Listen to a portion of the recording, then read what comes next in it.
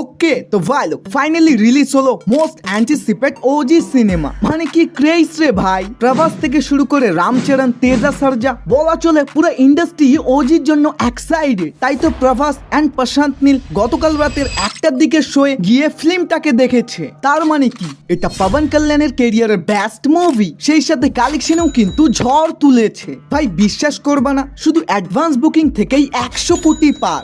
But এত hype থাকার পরেও দর্শকদের কি এই সিনেমাটা পছন্দ হয়েছে? সবকিছুই জানবো, শুধু ভিডিওটার সাথেই থাকুন।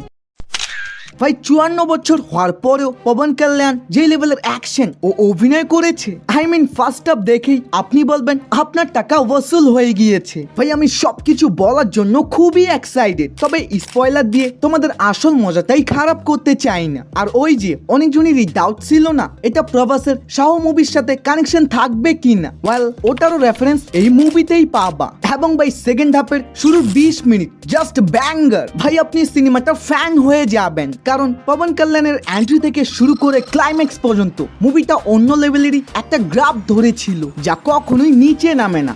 ক্লাইম্যাক্সে তো ওই গ্রাফটা ফুটে যায়। মানে এটা কি ছিল ভাই। আর হ্যাঁ, থামানের বিজিএম ভাই সত্যি বলতেছি, এখানে যদি তার এই দুর্দান্ত মিউজিক না থাকতো তাহলে মুভিটা যতই ভালো হোক না কেন আমি তারপরও অ্যাভারেজই বলতাম। কিন্তু থামানের ব্যাকগ্রাউন্ড স্কোর এই মুভিটাকে আরো ফুটিয়ে তুলেছে। আর ওভারঅল যদি একটা রিভিউ দিই, আমার এটা অসাধারণ লেগেছে এবং 5 স্টারের মধ্যে আমি এটাকে 3.5 স্টার দিব।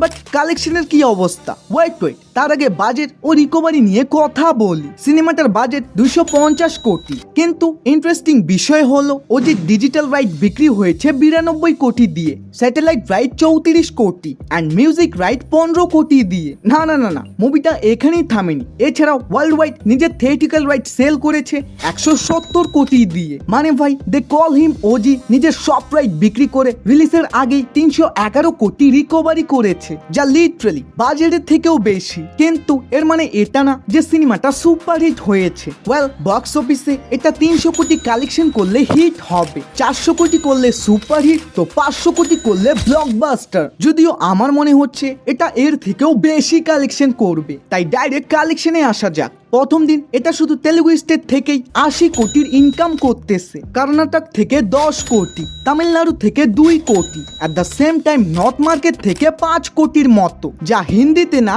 সব ভাষা মিলিয়ে। এবং এর সাথেই প্রথম দিন শুধু ইন্ডিয়া থেকে গ্রস কালেকশন 100 কোটির উপরে। এছাড়াও ওভারসিজ মার্কেটও সিনেমাটা তোলপাড় শুরু করেছে, অলমোস্ট 50 করোড় প্লাস।